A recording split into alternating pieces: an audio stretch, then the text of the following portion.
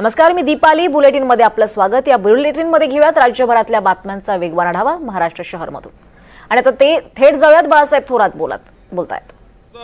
आज ते खाली आहे, हे दोन्ही गोष्टी आहेत.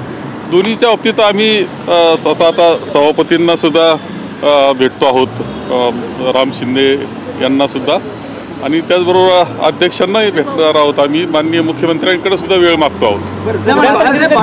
भास्कर जाधवांचं नाव दिलेलं आहे, पण त्यांचं विरोधी पक्षनेतेपद होत नाही.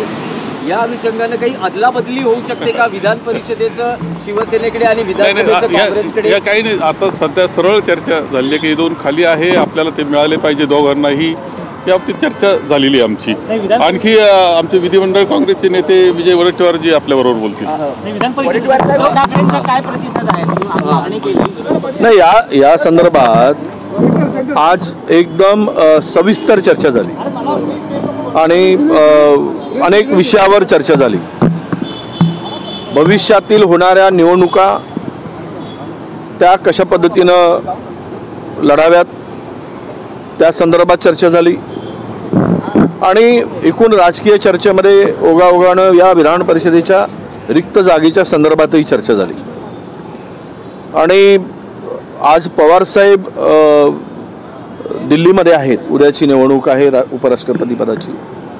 ते मुंबईत आल्यानंतर आम्ही त्यांना सुद्धा भेटणार आहोत. आम्ही वेळ मागितला होता आणि यानंतर मुख्यमंत्र्यांशी सुद्धा आम्ही चर्चा करणार आहोत. संख्याबळानुसार आमच्याकडे आहेच ते विधान परिषदेमध्ये, त्यात काही दुमत नाही.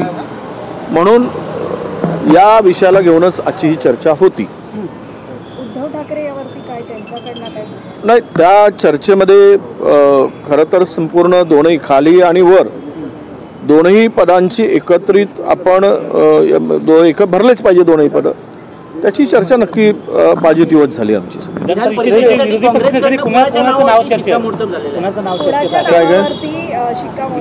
ते आता आमच्याकडे तो निर्णय नसतो. दिल्लीवरून आमच्या हायकमांडकडून जो निर्णय येतो त्यावर अंतिम निर्णय होतो.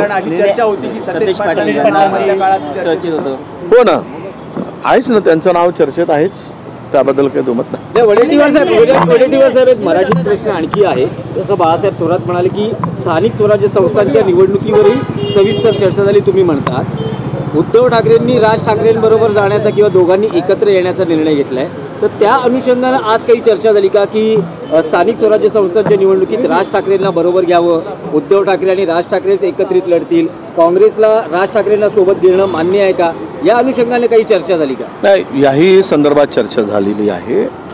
आम्ही उद्धवजींशी झालेली चर्चा, उद्धव साहेबाबरोबर आम्ही दिल्लीच्या आमच्या हायकमांडशी चर्चा करणार आहोत आणि हायकमांडच्या चर्चेनंतर यावर आम्हाला अधिक भाष्य करता येईल. आज आम्ही त्यावर फार काही बोलू इच्छित नाही. पण उद्धव ठाकरेंनी काय सांगितलं की ते राज ठाकरे आणि ते एकत्रित लढणार आहेत, या संदर्भात काही तुम्हाला स्पष्टता? असं आहे की आम्ही त्यावर त्यांची काय चर्चा झाली हा आमचा संबंध नाही. आमची काय चर्चा होती आहे यावर आमचा संबंध आहे. त्यामुळे आम्ही आघाडीत आहोत. आम्ही दोघांनी किंवा तिघांनी मिळून आमच्या आघाडीतील तिघांनी एकत्रित निवडणुकीच्या संदर्भात कसं पुढे जायचं यावर चर्चा. म्हणजे याआधी उद्धव ठाकरेंनी अनेकदा भाषणं असतील किंवा पत्रकार परिषदेत त्यांनी सांगितलेलं आहे की राज ठाकरे आणि मी एकत्र निवडणुका लढतो.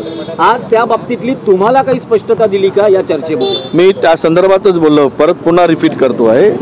ती जी चर्चा झाली त्या संदर्भात दिल्लीशी आम्ही बोलू. दिल्ली आमचे हायकमांड आहेत. हायकमांडच्या चर्चेनंतर तुम्हाला आम्ही सगळी सविस्तर माहिती देऊ. थोडासा तुम्ही जरा पेशन्स ठेवावं असं आमचं मत.